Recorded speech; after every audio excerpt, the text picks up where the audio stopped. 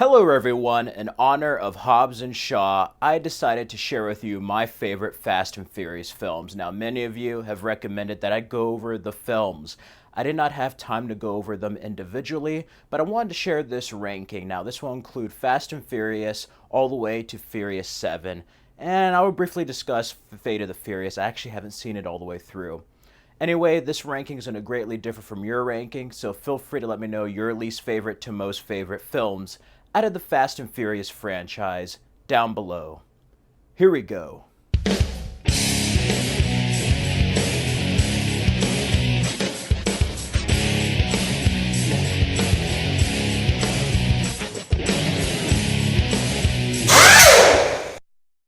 Okay, so Fast and Furious. I have to admit, I stopped with Furious 7, and when Paul Walker was gone, that was the end of the series for me.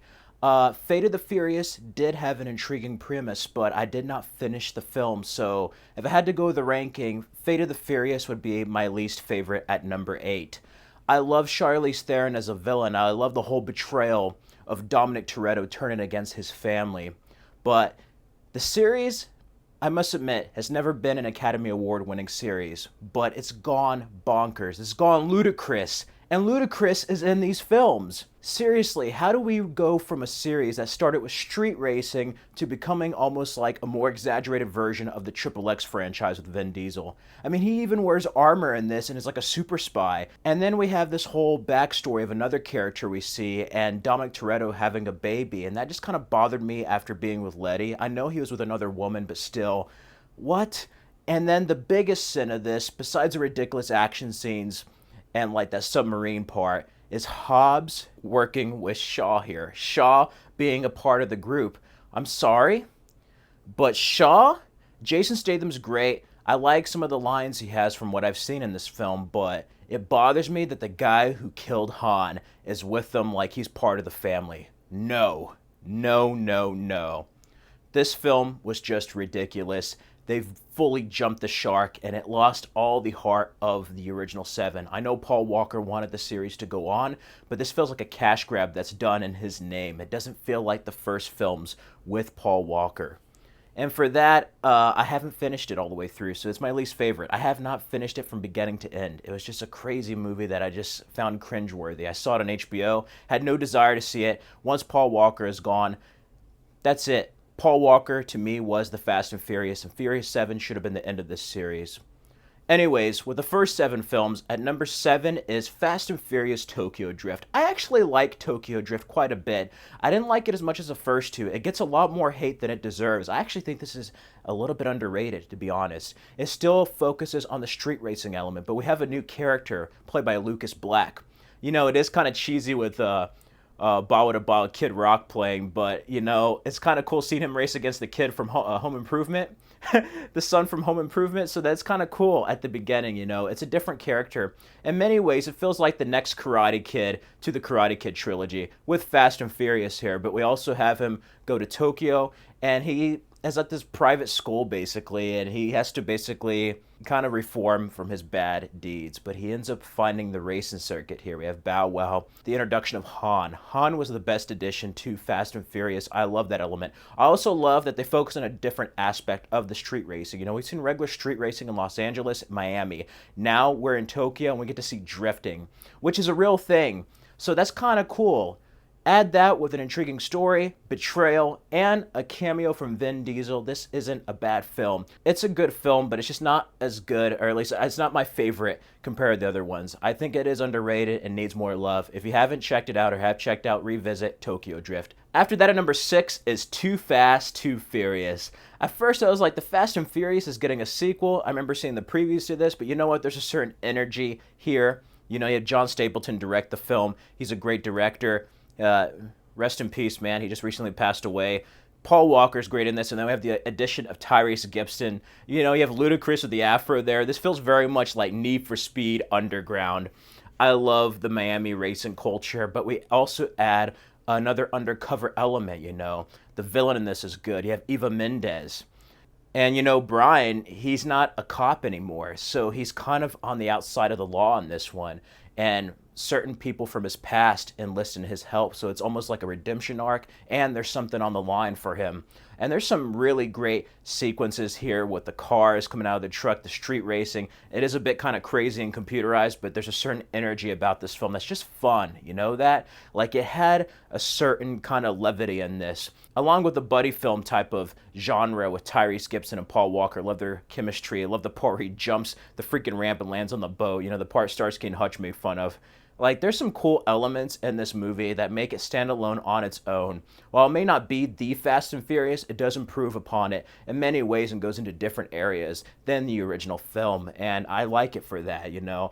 And especially with the street racing stuff, we get to go more in depth with that certain stuff there in Miami. And it's just beautifully shot. So, yeah. After that, at number 5 is Fast and Furious. Now, this is the 4th installment. A lot of people didn't like this one. I personally did.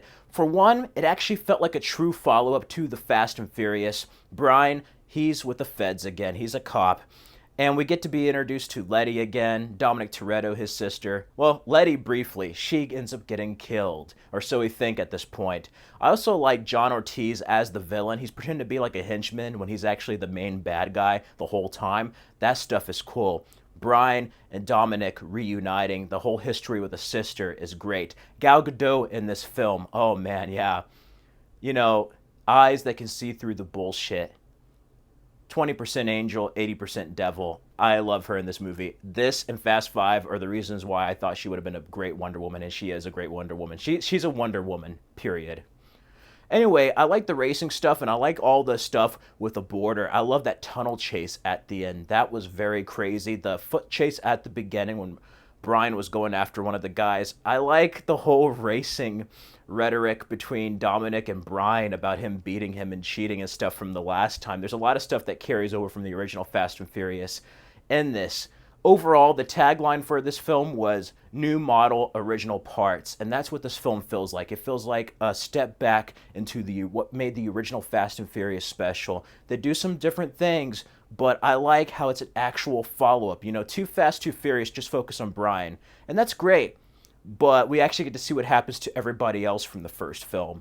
And it leaves a lot of interesting breadcrumbs for Fast 5. I love that ending where they pretty much plan on breaking Dominic Toretto out of prison with the prison bus. That was just fantastic. And yeah, it has its moments. After that, at number 4 is The Fast and the Furious, the original film, Point Break with cars. I first saw this on Stars. I remember seeing the previews, and like after this film, everybody started having like the neon lights, little Eurolight cars and stuff, the rims. Everybody started modding their cars. This really created a phenomenon. And it's crazy seeing how it started with street racing to being like International Spy. I love the grittiness of this. You know, David Ayer wrote this, Rob Cohen directed. He also did Dragon Bruce Lee story, which they're watching in the house there in that part. I love how like he's an undercover cop. Him fall in love with the sister. It's almost identical to Point Break. It's Point Break with cars. And Vin Diesel wasn't quite a good guy in this, you know. They always say, like, Fast and Furious has always been about family. And I'm like, bullshit. It's him as an undercover cop basically infiltrating Dominic Toretto's ring. That's pretty much what the first movie is. But I love it. There's a certain fun and kind of early 2000s charm here. I love that part where he races that guy, says, nice car. And he's like, it's a Ferrari, more than you could pay for. And then Dominic's just like, smoke him. And they have Click, Click, Boom by Saliva. I love that part. And there's that whole raid scene. That was cool.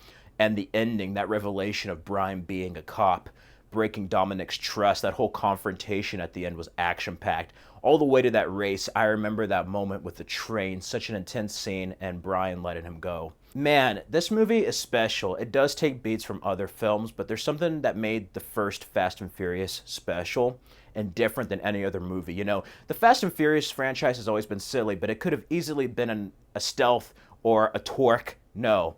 There's something in this film that carried over to other films that made this a truly special series. And it's one of the few series that actually get better with further installments than other ones.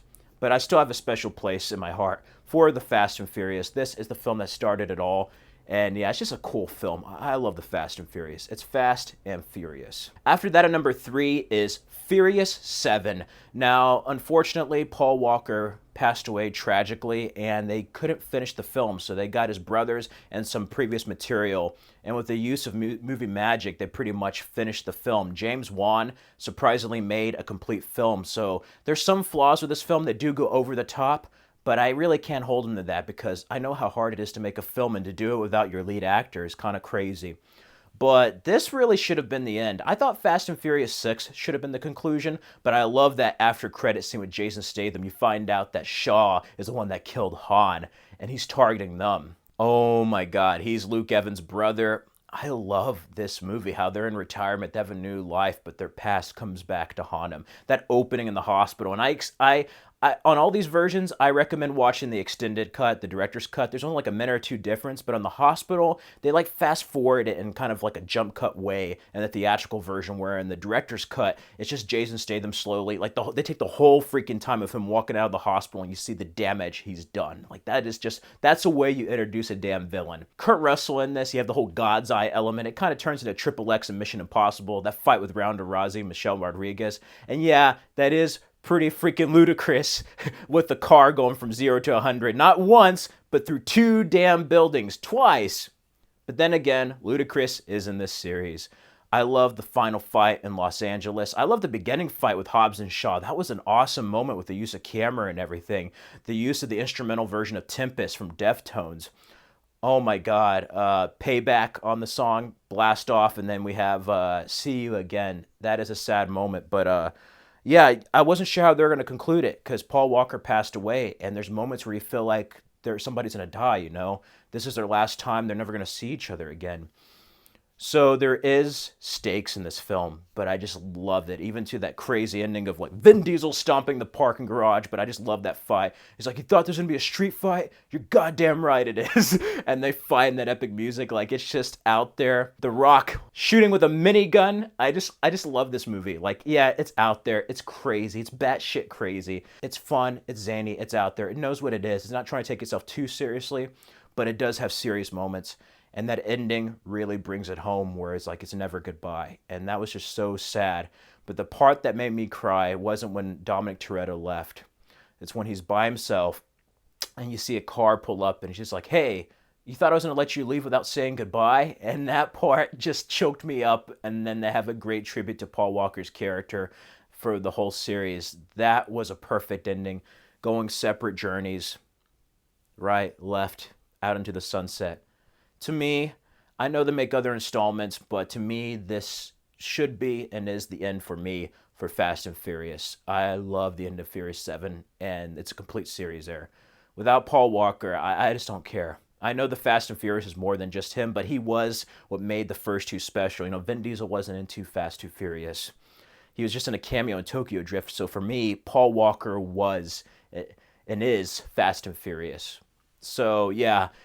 It's just a great movie and a great send-off for that character. I think I would have liked some of the sequels more if they just dumped half the cast and just focused on Dominic Toretto by himself and went back to it being kind of gritty and street racing, maybe in New York, London, or like Los Angeles again.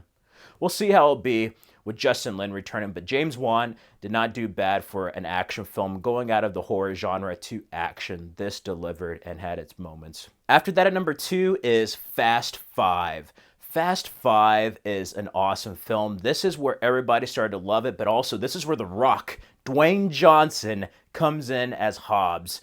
And holy shit, this film's amazing. You also have Bucho as the villain from Desperado. Does anybody know the number to the phone in my car?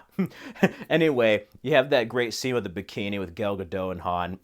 I love that. And Ludacris and Tyrese Gibson. This is the one that like starts to bring everybody from the other movies together in one giant ensemble, and they're on the run for the actions they did in Fast and Furious. It begins right where it left off in Fast and Furious, and I love this movie. This is what takes it from being a street racing film to a heist film. It's not like a super spy genre like Triple X. This is a heist film. I love that ending with the freaking safe chase. The part where they're robbing the train thing and they have to go off the cliff, that was just nuts. Oh man, The Rock and Vin Diesel fighting. That's why I saw this. It's like, imagine if Arnold Schwarzenegger and Sylvester Stallone fought each other in their prime. That's what you get here, and it's just awesome, man. Especially when he wrecks Dominic Toretto's car. Don't do that to a man's car.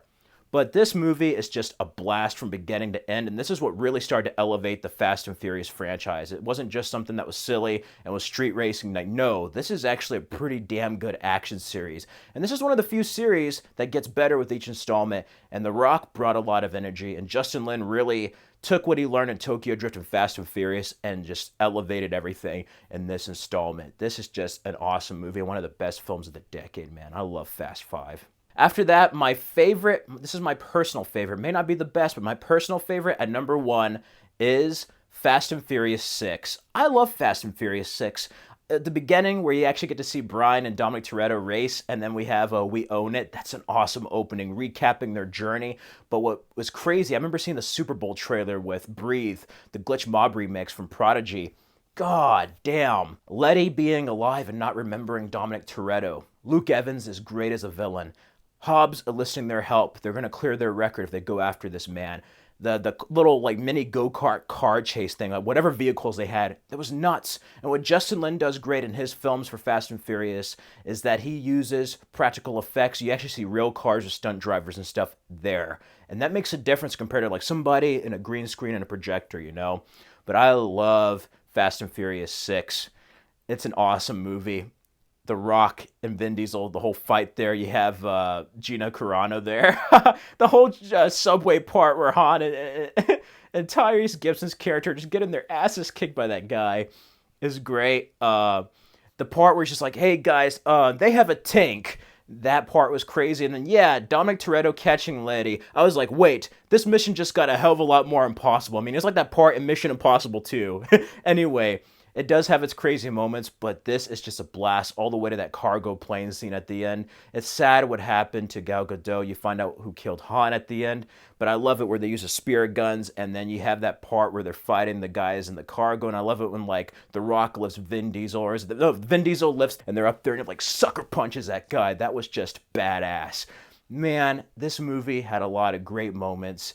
And I just love a happy ending in many ways. I mean, Han didn't have a happy ending. He really got done wrong in this movie. It's sad. It's tragic. And you know why he went to Tokyo and Tokyo Drift.